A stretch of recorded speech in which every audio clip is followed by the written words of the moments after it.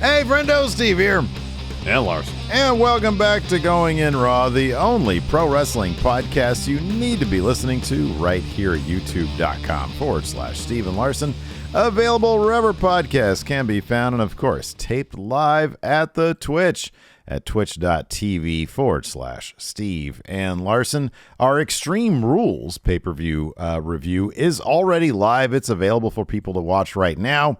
We did it yesterday, and so that we wouldn't have to come here today and talk about everything we already have to talk about, which is a lot. It would have been a 2-hour show. Which is a ton, because even in this episode today, we're talking about Rampage, Battle of the Belts, Smackdown, Impact's Bound for Glory, plus we've got all sorts of news items, including the return of a certain tag team back to WWE, Mox's new contract, and some backstage details on Bray Wyatt's return.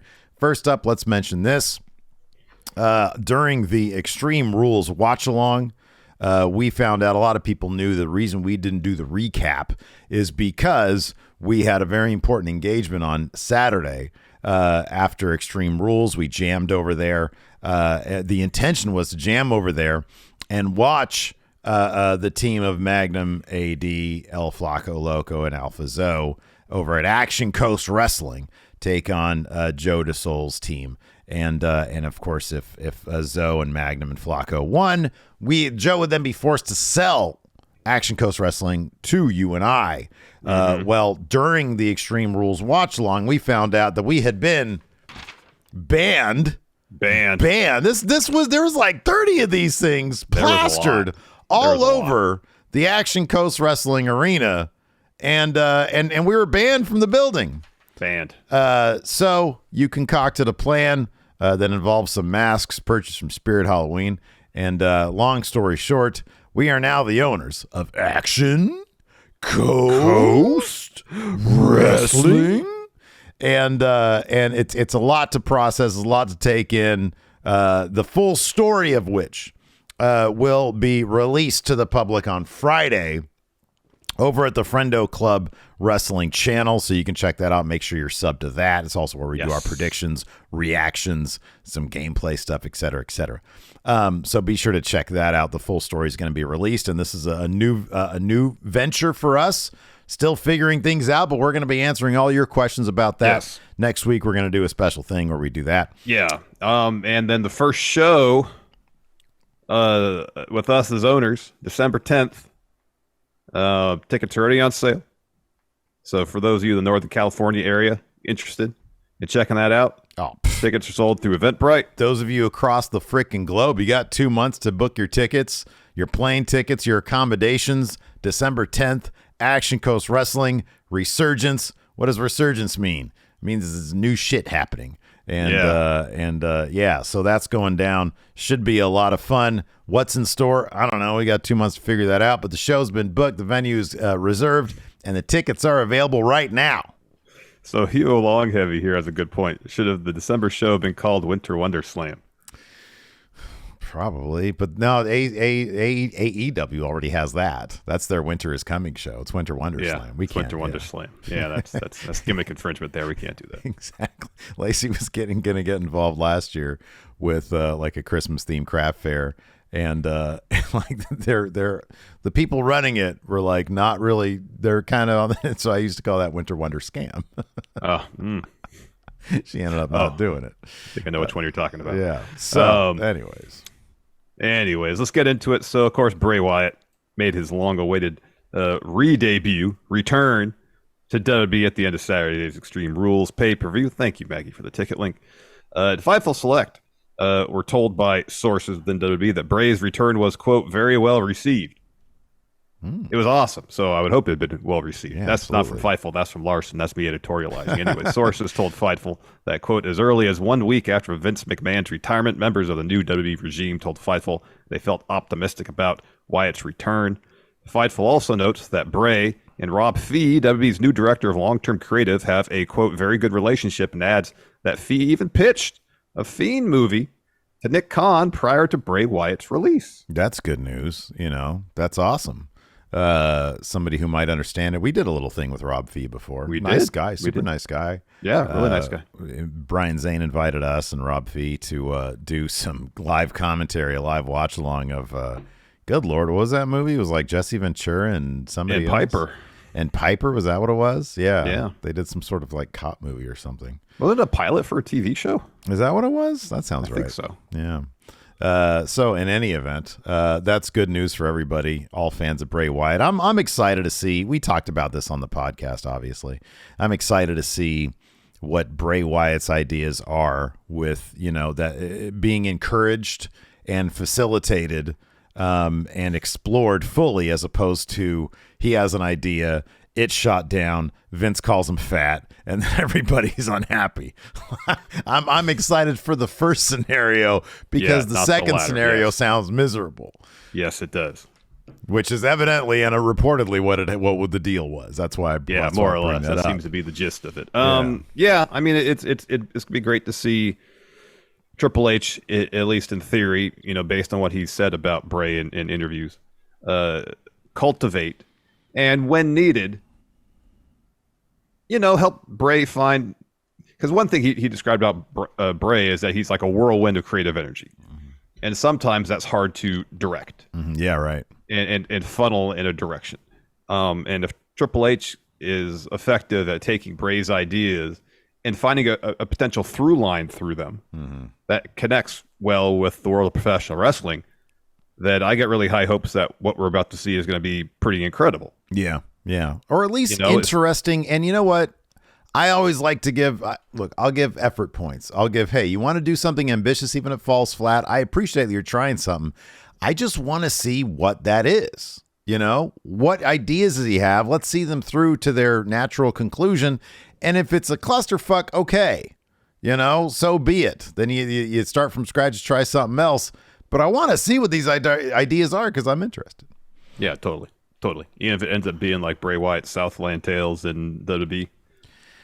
I mean, there were some cool ideas in that movie, but that movie was hot trash. So it really was. But you can pick and choose. Okay, well, there's some cool ideas. I thought that some of the time travel stuff in that movie was kind of cool. Unfortunately, he wrapped it in self-indulgent bullshit. He did. And he really didn't do much else after that. Nope. Let's talk about someone, a potential tag team doing something else with WWE. So now that Bray is back, heck, a lot of people are back that were released from WWE. Could we even get more returns? According to PW Insider, the answer, yes. They're reporting, quote, the Good Brothers. You want to sing the song? The devil digs. Thank you. Luke/Duke Gallows and Carl Anderson. You said Luke/Duke Gallows. That's what it says in here. What? Your note did I say Luke and Duke? You said Luke/Duke Gallows. Oh, sorry. Man, I got a case of the Mondays today. Sorry, it reminds me of Duke. Luke/Doc Gallows. Sorry. Duke. Luke Duke Gallows. Yeah, Carl Anderson, believed to be WWE bound. Multiple sources in the company have told PWInsider.com. PW Insider continues, a belief among several in the company that the former WWE, IWGP, and Impact Tag Team Champions will be returning to the Raw brand as soon as this month, which likely means a return to their old alliance with AJ Styles. The Good Brother. They continue, as PWInsider.com report over the summer for elite subscribers. There have been several overtures from WWE during the Vince McMahon regime towards the team as they came closer to the end of their Impact deals. WWE sources indicated at the time that talks fizzled with Luke Duke Gallows and Carl Anderson made it clear they weren't interested in returning for anything less than a high financial premium. They wanted that old 1971 Challenger, man, the prime orange one. There you go. Oh, gosh. So you know here, and this is true, Carl Anderson, still IWGP Never Champion. Mm-hmm. And you have here that he has a match against Hikuleo November 5th. Yeah, at Battle Autumn, which is a great way of saying Fall Brawl. It's the incorrect way of saying Fall Brawl. Yeah.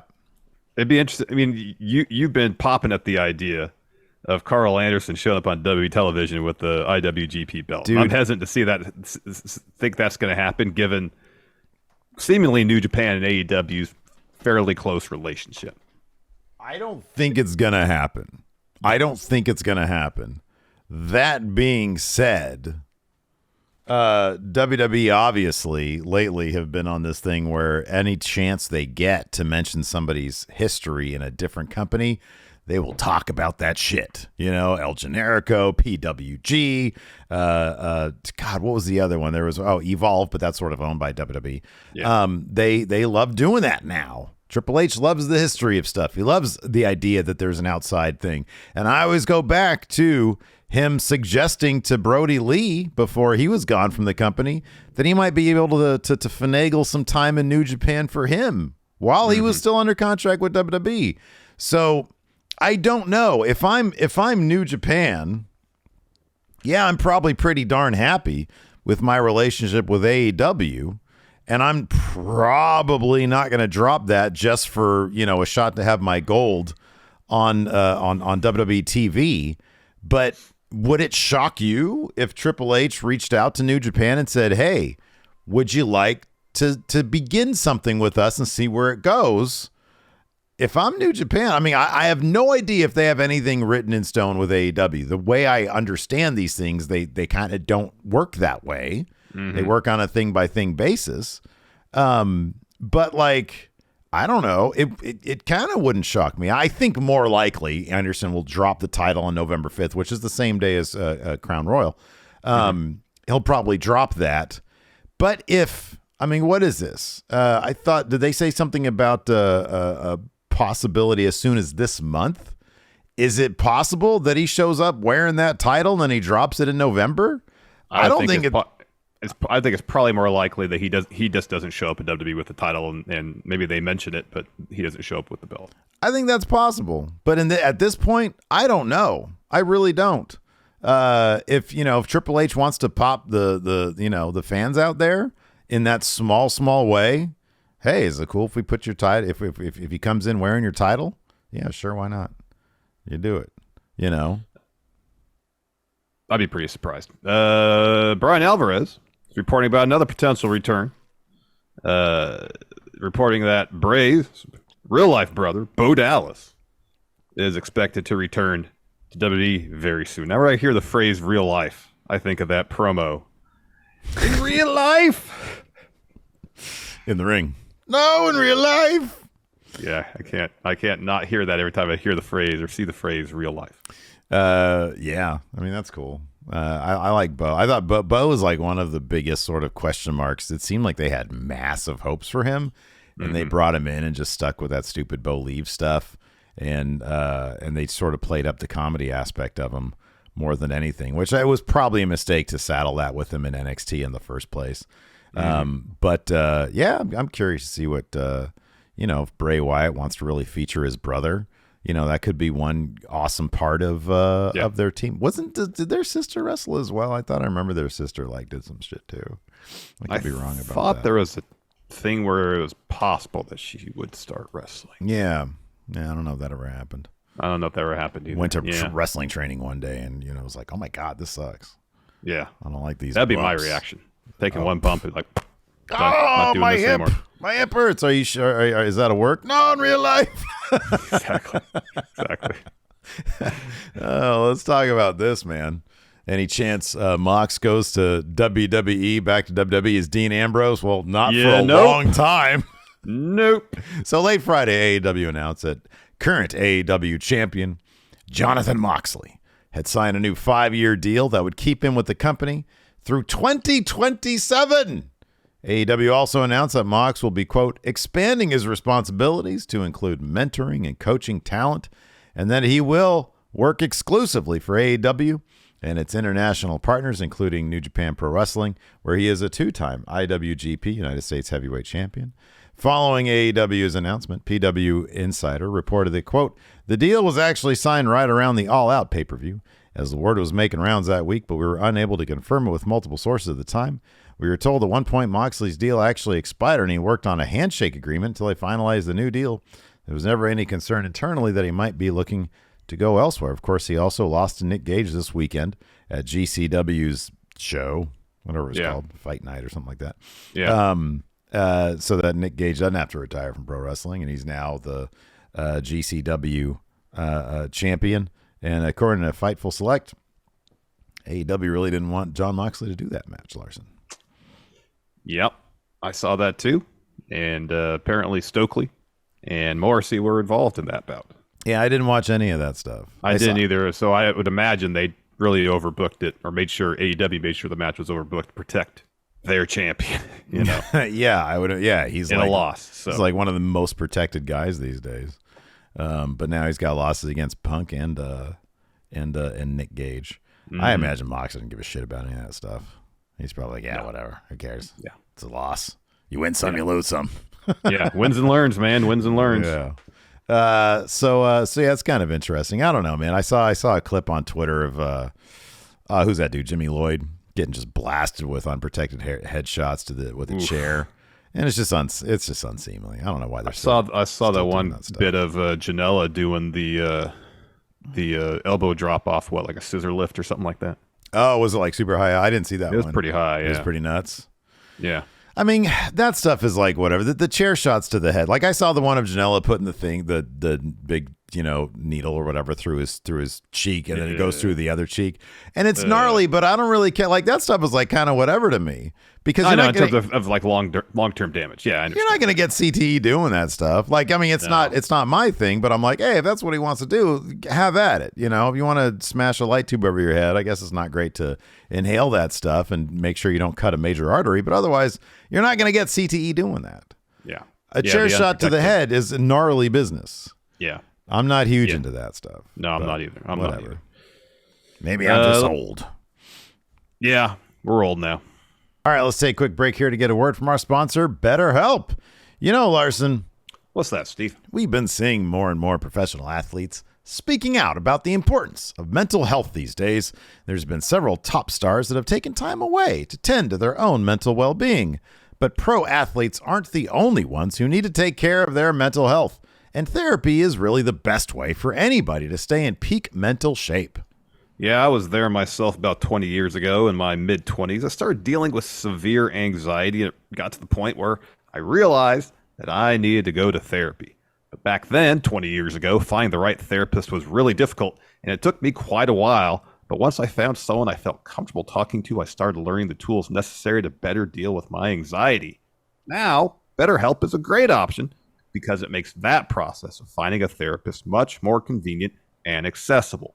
The whole process is done online, so you don't have to leave your house. And all you got to do to get connected with the therapist is fill out a quick survey. Plus, you can switch therapists at any time. So when you're ready to feel at the top of your mental health game, therapy can get you there. Visit BetterHelp.com/raw today to get 10% off your first month. That's BetterHelp, HELP.com/raw. Before we get back to the show, let's get a word from our sponsor, RexMD. Guys, listen, I get it. You don't like going to the doctor, and I get that you may not want to talk to the doctor about certain issues, but here's something to remember. Most men's health issues have a simple solution, and RexMD is all about simple solutions. That's right. RexMD makes getting generic and branded Viagra or Cialis easy. Everything's online, even the prescription, and they deliver straight to your door. No office visits, no talking to a receptionist. Super simple. And it's super simple to get it, too. All you got to do is fill out a quick medical questionnaire online, and a doctor will review your situation and prescribe you generic Viagra if appropriate. Then your medication gets shipped directly to your door with free 2-day shipping. Thanks to RexMD, over 300,000 guys have gotten generic Viagra quickly and conveniently. RexMD is fast, simple, and cheap, and you can access your U.S. licensed RexMD physician anytime you need afterwards. RexMD just works, and it works the very first night. Starter packs of generic Viagra or Cialis are now available for our viewers, but you got to go to RexMD.com/raw to get started. That's RexMD, RexMD.com/raw. Let's talk Bound for Glory. Wow, what a fun show. I don't mean to sound like I'm being sarcastic there. It was actually a really fun show. Yeah, Larson's tone notwithstanding, this was actually a wildly fun show. There was some super classic Impact moves. Yes. Bubba Ray or Bully Ray coming in, winning that the Call Your Shot gauntlet match, beating Steve Macklin as the final two participants. You had Kazarian coming in and beating Mike Bailey for the X Division title. Well, again, man, you get in business with AEW, you know what's going to happen. AEW person wins. AEW guy is going to win. Yeah, that was a curiosity. I don't know about all that. Maybe. Did you read the spoilers for next round of TV? I Impact. started to, and I didn't want to get too deep into it, but I did see that. So, what's the next feud for Kazarian? Well, if I say that, it's kind of a major spoiler, and I don't know if people hear. Oh, okay. No, that's cool. The show when right on. Spoiled, so I could tell you afterwards. Well, let me ask you this. I'll text it to you. Okay, without spoil, because I know I read it. I just forget what it was. Without spoiling the other side of this, does it look like Mike Bailey is moving onwards and upwards? That I don't know. Okay, all right. I would hope so, because he's on our short list of possible wrestlers of the year. Yeah. He really is, because this dude just puts on, in the words of the Brawling Brutes, banger after banger after banger. He's a he's a big reason to tune into Impact Wrestling. And I have no doubt that even though he's not X Division champion, he'll still be there around to put on banger after banger, but I don't know. But no, it was a wildly fun show.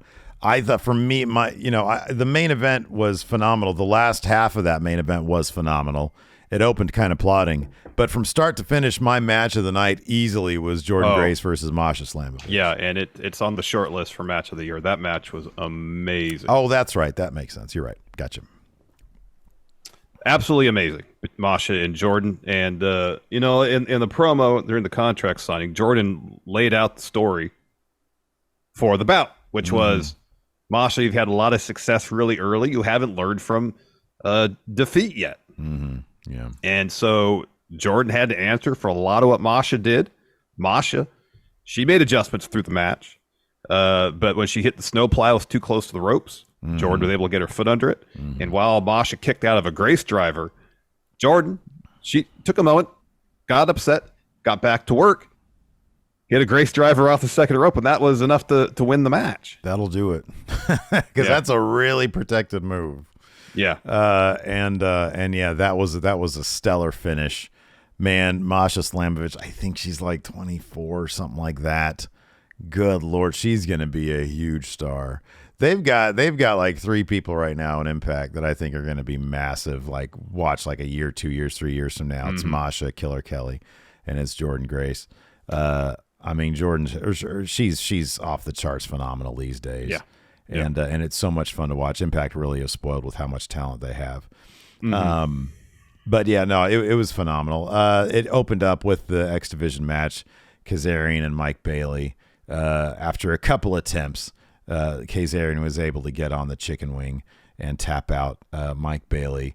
Phenomenal match. Is really good stuff, and it kind of makes sense. I guess it kind of makes sense given what you texted me here with a spoiler for Impact, or where that's going to go next. So, yeah. And not only Kazarian actually kicked out Ultimo Weapon earlier in the bout too. Yeah.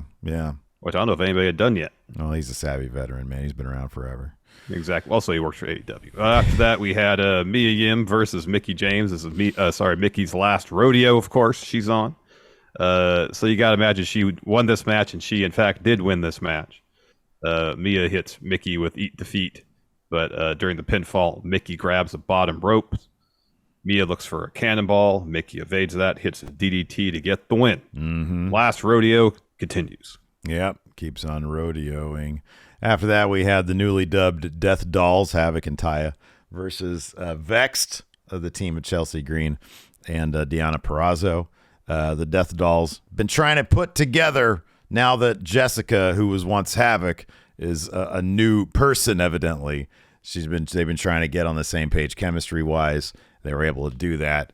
Got that win over Vexed with the kick Sikishi driver combo situation there. It was good stuff. It was good. After that, we had Motor City Machine Guns. Motor City taking on Honor No More. Stellar matches you would expect from Motor City Machine Guns. And, say what you will about Matt Taven. He and Mike Bennett are a good tag team. Yeah, they are. They're a lot of fun. This was a fun bout. In the end, though, Matt Taven rolls up Chris Sabin. Chris Sabin's kind of the Carl Anderson of Motor City Machine Guns. Yeah, he is. Yeah. Because when they take a loss, usually it's Chris Sabin eating that L. Well, Shelley's still out there doing a lot more, I think, than Sabin is out there in the wrestling world. I think, is he still the Prestige World Champion? Because he does a lot of work for them out here on the West Coast. He was for a He was spell. the show he went to, but I don't remember if he still is.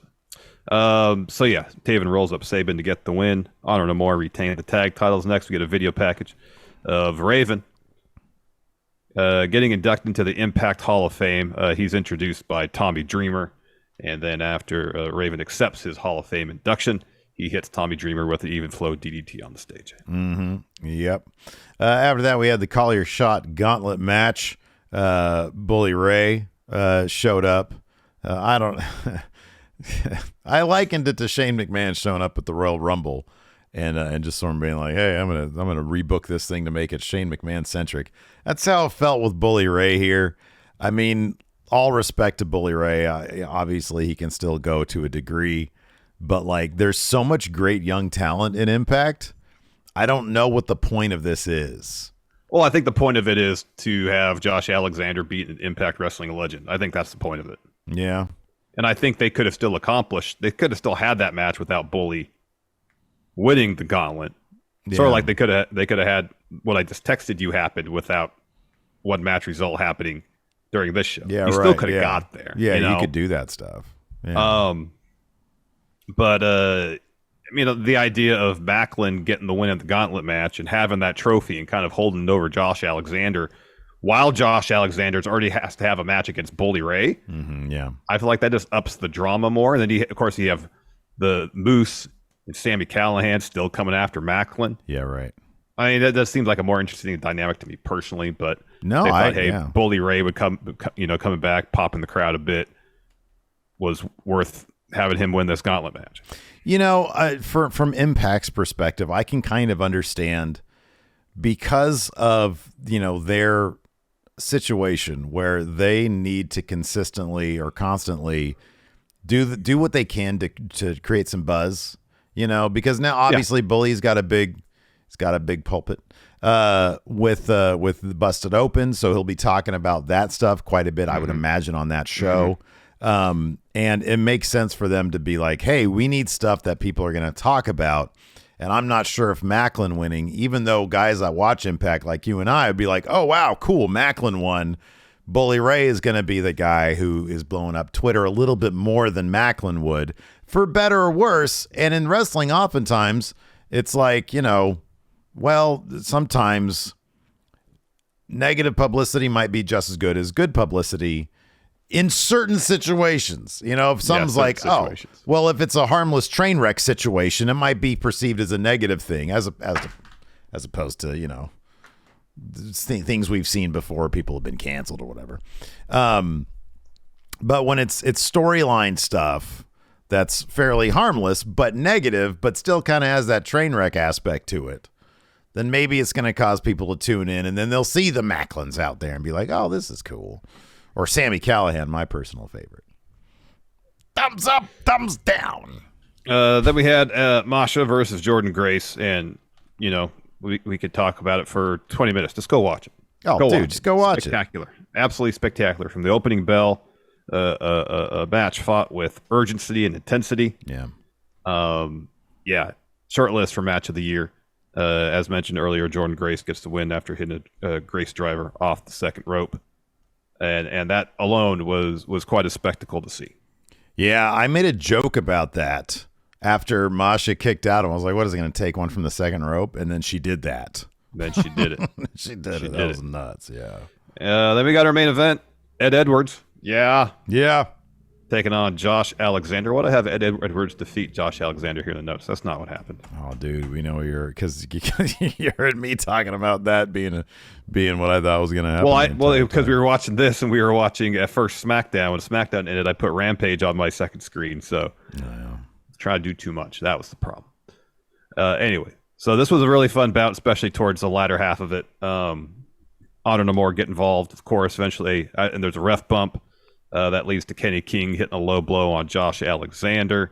Honor No More finally gets escorted from ringside by security. Ed Edwards hits a Boston Knee Party. on Josh Alexander. He kicks out. So then Josh hits the C4 spike, his second of the match, to get the win. As soon as the pinfall's counted, Honor More attacks at Josh Alexander. Keith, Rich Swann come out to make the save. Honor More ends up just throwing them out of the ring. So they get a table, they bring it in the ring, set it up, and that's when Bully Ray comes down. And he gets in the ring, and you're like, okay, is this going to be a situation where Bully Ray is going to assume control of Honor No More? Is he going to be the new leader? Or at the very least, they're like paving the way for him, saying, hey, yeah, buddy. they're like, have at him. Yeah, it's yours now. Similar situation to last year when Moose cashed in on Josh Alexander while his family was still in the ring. Exactly. So Bully Ray actually hands the ref the trophy. Mm-hmm.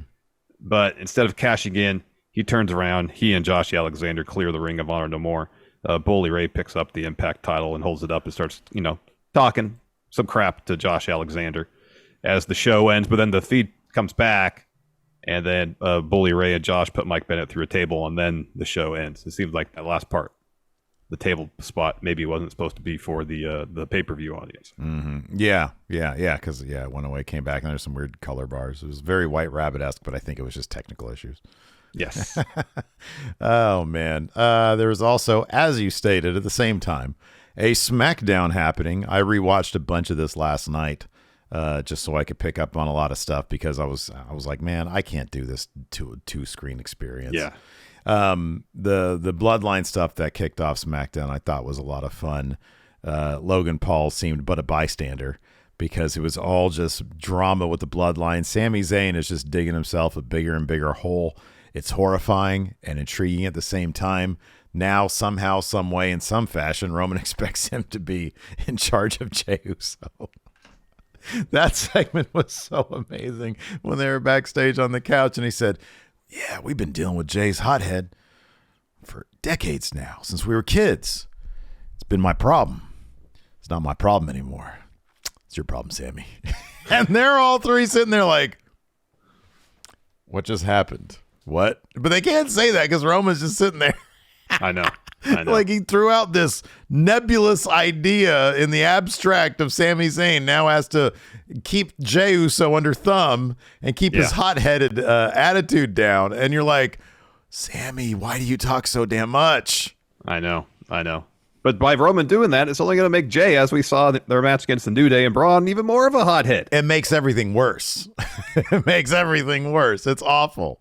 Oh, man. But it's brilliant to watch. It makes for some good television. You got that right. It makes for some really wonderful television. And it's just like the things that Paul Heyman can concoct week to week to just get Sammy in these dire straits is wildly entertaining to see. It really is. This show was really dominated by the Bloodline story, Sammy, Jey especially. Really solid main event that set up the Brawling Brutes versus Imperium match at Extreme Rules. It looks like Sarah Logan's coming back to WWE. I really liked that little short. I thought her voiceover was fantastic. It felt like a movie. It felt like a movie trailer, like an actual actress reading these lines. I thought this was really, really cool stuff. And then we got the official return of LA Knight. Yeah, I decided to take on this name. Yeah, try to bring you to gold. But you know what? No more LA Knight. Yeah. Crowd was marking out immediately, too. Yeah, he had the red jacket on. He had the red jacket on? Oh, yeah. No, this is great stuff. And then the debut on main roster of Legado del Fantasma with Zelina Vega instead of Elektra Lopez, according to Dave Meltzer. Up until very recently, everybody figured that Elektra Lopez would be going up with them. And then that decision apparently was made fairly late to have Zelina Vega with them as well. What are your thoughts about Zelina going with Legado instead of Elektra Lopez? I mean, Zelina's great. Yeah. She's great. Yeah. That's why I like it. I like it. Yeah, honestly, Zelina's great, and I think in terms of the overall presentation of Legado on the main roster, it's probably going to... I think having her come with them provides a familiar presence for people who watch main roster in Zelina. And using her familiar presence to introduce 3 really, really talented wrestlers. I could see how they would think that idea would be sound. And based on that first segment, it's not like Zelina's going to be there and doing all the talking. Santos got to talk because he's really good. Yeah, he should be talking. He's awesome. They don't need a manager to handle the talking for him. I feel bad for Elektra. Apparently, I think she was under the impression that she was getting called up too. That was according to Meltzer. Yeah. Yeah. So you can't help but feel bad for her. Yeah, sure. If the expectation was, oh, I'm going to Maine. This is exciting. And Elektra's great. She did awesome work with Legado at NXT. Yeah. So, it's a bummer for Elektra, but it's cool to see Zelina back, and I think her with Legado is going to be really good. But I don't know what's next for Elektra Lopez. I think she's got a lot of potential. I think that this is probably, unfortunately, the right call, and I don't know. Maybe there's an element of I would have given this a lot less of the benefit of the doubt if it was under Vince. But Triple H seems to know what he's doing with a lot of aspects of creative, and so I'm willing to give this more of a shot because I do think they made for a good team. It is a bummer professionally for her, for Elektra Lopez. If she remains in NXT and sort of becomes her own person as opposed to part of a faction, I think in the end it might work out for her even better. It's entirely possible. And so I don't know. I think Zelina Vega is awesome. She's a hard worker. She's fun in the ring. She's a good manager, and she fits really well with Legado. And hopefully it plays out well for Elektra Lopez in the end. But yeah, no, it is what it is. I think it's probably in the end probably a better move for them to have Zelina Vega with them. But I get people get used to a thing and they get upset about it, and I get that. Totally.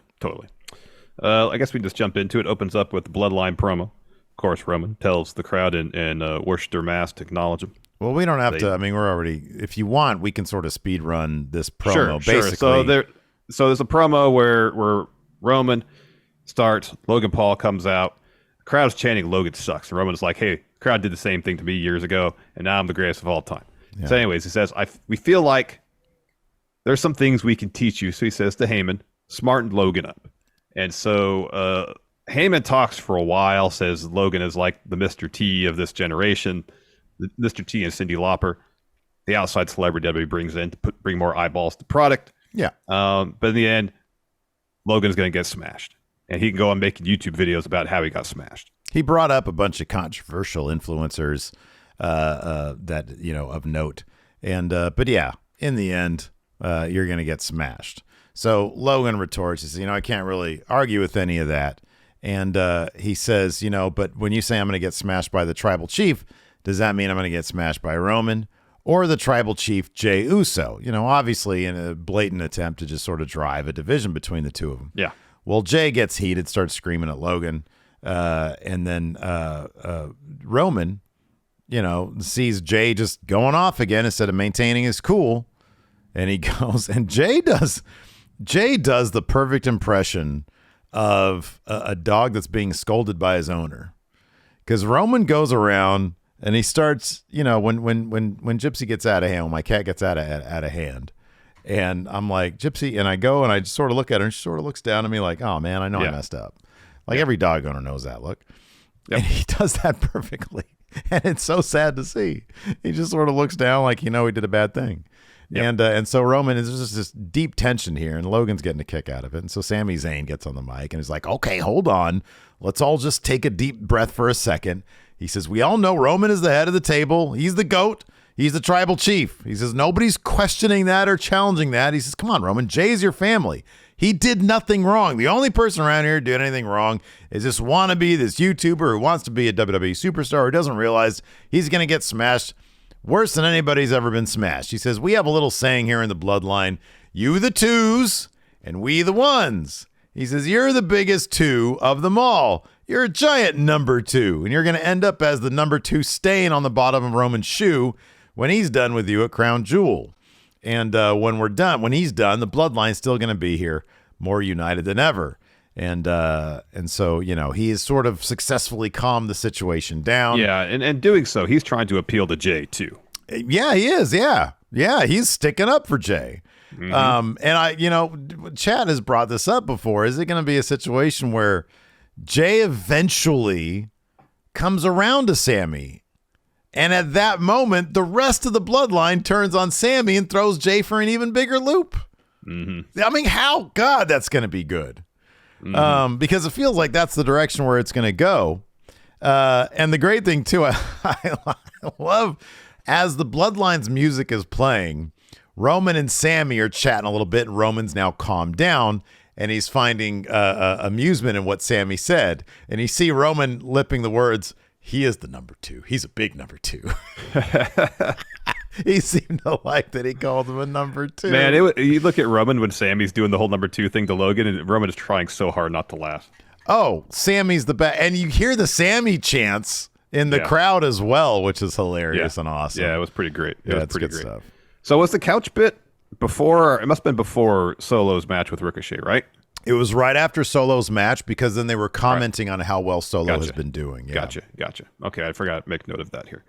So then after that, the Bloodline, after Sammy is told that he has to essentially keep tabs on Jay, Sammy and the Usos are walking backstage. And, hold on. No, there is that match, though. We have the Solo Sikoa versus Ricochet. So Solo defeated Ricochet with an Uranog. Yeah, so then we're backstage. They're all on a couch, and Sammy's talking, and Jay says, hey, because they're talking about Solo and how well he's doing, and Sammy starts taking credit for it. He says, I really feel like he's coming along. I've sort of taken him under my wing. And Jay's like, what are you talking about? He's our family. That's our brother. You're not doing anything. And Sammy's like, okay. And Jay won't stop.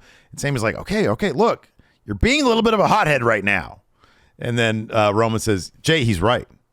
You've been a hothead your entire life. We've always had to deal with this. It's been my problem for decades. It's not my problem anymore. Sammy, it's your problem. And they're all like... So then they're walking backstage, and Sammy's like, I didn't want any of this to happen. I didn't want this to happen. New Day stepped up to him. And then Kofi asked Jay why he's gone from main event Jay to Sammy being his boss. Oh, can they just leave Sammy alone? Are people just jealous of his success because he's climbing the ranks in the Bloodline? And they have to go and needle him like this in front of... Oh, it's the worst. This was great, though. It was. They call him the stepdad. You're not the stepdad. You're the dad who stepped up. Yeah. God, that was great. Gosh, that was so good. It's so messed up. So that Sammy tells New Day to find a partner, and they'll see them in the ring. Then we got Hit Row come to the ring. I love Wood says, joke's on you. We're really popular. We can find anybody. Hit Row come to the ring. They get attacked pretty much instantly by Legado with Zelina. This was awesome. It was great to see Legado. It was, yeah. After that, we got a White Rabbit package. Looked like an 8-bit video game where he crashes a little purple X thing, and it says something's happening tomorrow.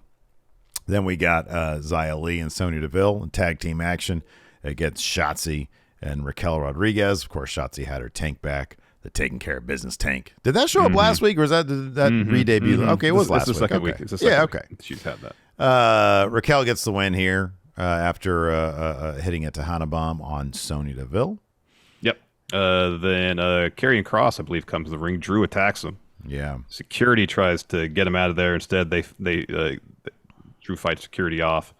There's the strap involved. Kross yanks Drew into a ring post and then starts wrecking him with the strap. They did a really cool thing here during the intro, too. How, Kross is there. It's going to red lights. And then Drew does the pop-up from behind. Yeah. And Kross is like, what's going on here? And then Drew. But, yeah, they got the better hand there. Yep. And the win in Extreme Rules. And, yes. So then we had the Sarah Logan promo. And then we had New Day and their partner, Braun Strowman. Yeah. Taking on Sammy and the Usos. New Day gets the win here, hitting up, down, down. I was kind of half expecting them to add New Day versus the Usos to Extreme Rules, but then I think next week it's Sammy versus Kofi. Oh, is that what it is? I didn't see that. I think they announced that for next week. Okay. So maybe they're building that down the line. Yeah. And then backstage, we get LA Knight. Yeah. He laid out Moxley and Mansois, and then Maxine Dupree's like, "What are you doing, Max?" And then, I'm not Max. I try to bring you guys to gold, but I'm not doing that anymore. I'm LA Knight. Yeah. And then he goes off. Going back to that Sarah Logan thing real quick. So it was like, it was a really cinematic shot. It was just a single shot. And she was facing away from the camera. So it was like her back. But of course, she's got all like the fur stuff on and the Viking attire. And then there was like the two shields on either side of her. And you heard some of, I think, Hanson's voiceover saying, people think absence is weakness, but really we're just seeing how things are playing out, biding our time. And then you hear her talk, and I forget exactly what she said, but it was, her voiceover was just really, really well executed. Like it sounded like, I don't know, something you see on FX or something. It was really short, really effective, really well done. Yeah. Then we had our main event, Sheamus versus Gunther for the Intercontinental title. Another really good match. They beat the hell out of each other. They beat the hell out of each other the following day. Gunther gets the win here. He takes Sheamus's shillelagh, blasts him with it to get the win. Yeah. And then we had, this is Rampage recap. Yeah, it's like a 2-hour Rampage, basically, because Battle of the Belts was right afterwards. Opening bout was Blackpool Combat Club versus Roosh and Private Party. Blackpool Combat Club gets the win here. Wheeler Yuta taps out Mark Quinn with a bicep slice. Yes, it was a bicep slice. That's what it is. Yeah. We had a video package for 10 talking about how much Brody Lee meant to him. And basically he says, if it wasn't for Brody Lee, I might not be wrestling anymore. Yep. Tony Nese and Josh Woods make quick work of the Pillmans. Afterwards, Mark Sterling starts a promo. The Acclaim come to the ring. And then Nese and Woods take their leave. So it looks like we're going to get the Acclaim taking on Nese and Woods at some point in the near future. Yeah, and they got new names. Now, apparently the Varsity Blondes are not allowed to be the Varsity Blondes anymore because Mark Sterling trademarked the word varsity as it pertains to wrestling. And so now Tony Nese and Josh Woods are the Varsity Athletes. Oh. Which is a god-awful name. It really is, but does that mean that Pillman Jr. and Griff are just going to change their name to the Pillmans officially? They really need to. They should. They absolutely should. Now they're the Pillmans. The blonde Pillmans. After that, we had Ty Mello and Anna Jay versus Madison Rain and Sky Blue Entertainers. Sky Blue ends up tapping out to the Queen Slayer because Anna Jay likes to choke people out. Yep. Then we have the main event, Dark Order versus Death Triangle for the Trios title. This is a really, really fun match. Pac had himself a hell of a night. Oh, my God, he did, yeah. Yeah, he was pretty much wrestled for like a half hour straight. Back to back. Yeah. So Jose, the assistant, towards the end comes out, distracts Silver and 10, and then Roosh goes and gets the hammer for the ring belt and hands it to Pac. Yeah. And Pac, there was maybe half a second of hesitancy, maybe. Pac took that, hits Reynolds with it, and then Penta, who I don't believe saw Pac use the hammer, tags in. Penta was the legal man in the match at that moment. He tags in Pac, and then Pac puts Reynolds in the brutalizer to get the win. Are they going to do the story with Pac where he's finally, after 3 years in AEW, finally won some titles and he's doing everything he can to hold on to him? Yeah. Because that's what commentary on Battle of the Belts kind of insinuated. Yeah. Well, you put him in 2 matches back to back. You got to take some, dude. You're gonna Pac. Here's the thing: you're gonna wrestle for a half hour, 2 matches, and in the last match, you're gonna go through a table off the stage. Dude, that pile driver spot was crazy. I know. Yeah. That was nuts. It was pretty crazy, yeah. So the trios match ended Rampage, and it went right into Battle of the Belts. And that opening bout was Pac, just still in the ring, versus Trent for the All-Atlantic title. And there's a spot where Pac was in the corner. Trent kind of like flips him up. And then gets him, when he flips him up, Pac gets like instantly in pile driver position. So Trent just hits him right with a pile driver. It was so fluid. Yeah. Yeah. It was amazing. Yeah. And so after that, they started making their way to the ramp. And earlier in the match, the table had been set up on the floor. Well, Pac hits a brain buster off the ramp through the table, and Pac's back is all tore up. Yeah. And then Pac looks for a black arrow. Trent gets his knees up. So Trent's looking for a spear. Instead, he runs into a knee.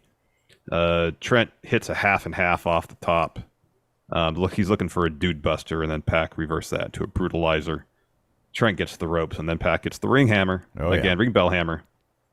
And hits Trent with it to get the win. And then Orange Cassidy comes down to attack Pac, and then later on they announce that Orange and Pac will have a match on Dynamite. I kind of expect Orange Cassidy to win this match.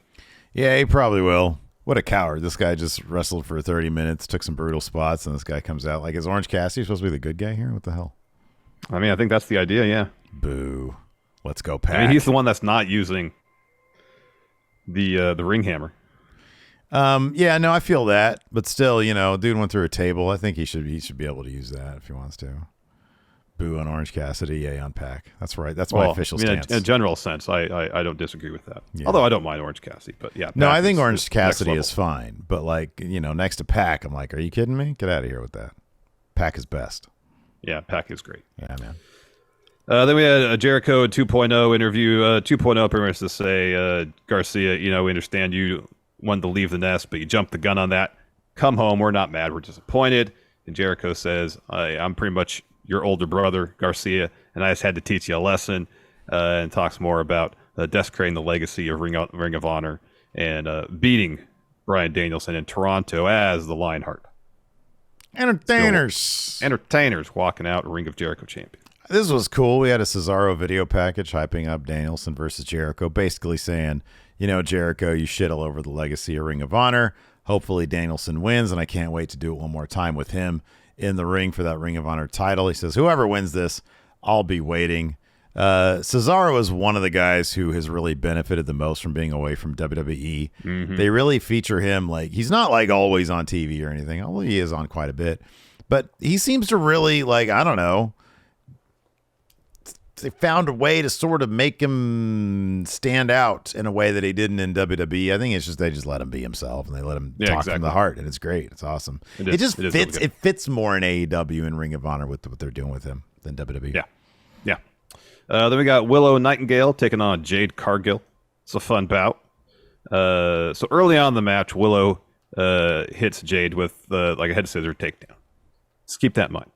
So then later on, Willow's looking for a Dr. Bomb. Jade escapes that. She's looking for a pump kick. Willow evades that. Willow's looking for the leg scissors again, the takedown. Jade has a reversal for it and hits Jade to get the win. Mm-hmm. So then Vicky Guerrero walks out to the ramp with a mic, but she just yells, "Excuse me," a bunch because she just wants to distract Jade while Nyla gets the TBS title from the timekeeper area and then runs off with it. That shit was funny. That was pretty good. Yeah, that was pretty funny. So they've been going back and forth on Twitter about this with Nyla saying, "Oh, look at my beautiful new title." That was great. Yeah, that was pretty funny stuff. I want to get Willow Nightingale over to NXT, though. After that, we had Matt Hardy and Ethan Page and Stokely in an interview. Matt's like, "Why are you guys following me around and sticking your nose in my business?" And Page is like, "Oh, we're done sticking our nose in your business because we saw that Roosh was a good boss. Unlike you, he told Private Party to show up to work and even threatened them with a lawsuit." He says, all with his contract tampering. And then and Matt's like, what are you talking about, contract tampering? Stokely busts out Jose's iPad. He says, which I will get back to him when I feel like it. And then he shows footage of Matt talking to Private Party, trying some contract tampering. And then he says, I was just talking to them. He says, if you keep sticking your nose in my business, I'm going to delete you. Yep. Then we had a Hook interview. He's asked about the envelope the Trustbusters gave him. He produced says envelope and rips it in half. And Lexi Dare's like, she was mortified. What are you doing? What if there was a $2 bill in there? Yeah, I don't know why she's so upset about that. It's not her business. There's nothing in there. There's no lottery tickets in there for her. Nope. There's not a Mega Millions winning ticket in there. What was that, 1.6 billion or something like that? It's a lot of money. God damn it. It's a lot of money. That's a lot of money. Then they announced the cards for Dynamite, I think, next week. And then we got one of the matches is Toni Storm, Hikaru Shida taking on Britt Baker and Jamie Hayter. So Storm and Shida get a promo. Storm says Britt attacks Shida backstage, but guess who's back for blood? Shida's back, and she's back to get you, Britt. And Shida says, Britt always tries to stop me, but I always come back stronger. She does this. Yeah. Big fist to the I like hand that. right there. I like that. We're going to adopt that in ACW. Sure. What's next tonight, Larson? Matches. Let's see here. After that, we had the main event, Gates of Agony versus Fatur for the Ring of Honor tag titles. Was it just me or this match kind of ended kind of flat? Yeah. Yeah, it did. Like they hit that Shatter Machine on Toa, and like no one goes for the pin. Yeah, there was a couple moments here that kind of felt wonky. Like there was one, I forget what it was. It was on something happened with Toa, and then he just sort of stumbled over to the apron and just clearly got in line for like that double DDT thing, the draping double DDT thing. Mm-hmm. And it just, I don't know. This match is kind of wonky, dude. Yeah, well, FTR got the win because Dax rolls up Khan. So then Gates of Agony attack FTR. Brian Cage runs out to join the attack. Wardlow in a purple polo shirt. Oh, yeah, man. Absolutely. Tucked into his slacks. Mm-hmm. Comes down to make the save, and then Samoa Joe comes as well, and he ends up clearing out the whole ring. So we're going to get the polo's a great match here. The polo's a great shout out to his Samoa Low partner, Samoa Joe, because Samoa Joe always rocked that polo better than anybody, dude. You got that right. Wardlow looks pretty good. Oh, man, just in time. Triple H is calling for the Raw preview. I told him to call at 1:19 p.m., and he did. Should I answer this? I'm going to answer it. No. Yeah, I'm going to answer it. Hello, hey, game. How are you doing? It's time for the Raw preview. All right, are you guys ready? I worked really hard on this one, coming off a really buzzy Extreme Rules. This is great, and Force nowhere to be found. All right, here we go, Larson. Are you ready for this? Yeah, go Are ahead. you ready? Get it? T-Generation X proudly presents to you, Break It Down, Suck It, our 25th anniversary celebration. Does that make you feel old that DX is 25 years old? Yeah. Don't interrupt. You are old. Listen, question. Roman Reigns and the Bloodline, not quite as good as D-Generation X. Do you think they're going to chant Daddy Ass? Yeah, 1,000%. Yeah, I like that scissoring stuff. It's pretty funny. It's reminiscent of like the suck it stuff that we used to do. Roman Reigns and the Bloodline invade the Raw season premiere. Big stars, but compared to DX, they're trash. Do I get to do the next one? No, don't interrupt. Next up, Bobby Lashley. Awkward silence. Do not interrupt. Once again, defends the United States title against Seth freaking Rollins. What are the odds Seth Rollins is going to beat Bobby Lashley, Larson? Can I actually answer this question? Have at it, Huss. Pretty good, probably. Oh, okay. Yeah, I think Seth might win this one. He is the what does he call what himself? What do you mean he might win this one? You book this stuff. No, it's a shoot.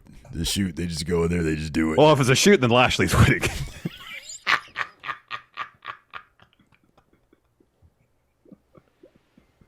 It's all real. Then we got my favorite, John. Come on, do the thing. John. Yeah, that's when I was drinking some water. John. Johnny Gargano gets his way as he faces off against Austin Theory. Oh, that's clever. Get it? Gets his way? Yeah, I get it, because they were both in this group called The Way, which we booked in NXT, and then Dad tried to take all that away from us. But then I found a bunch of NDAs, and I got rid of that old fart.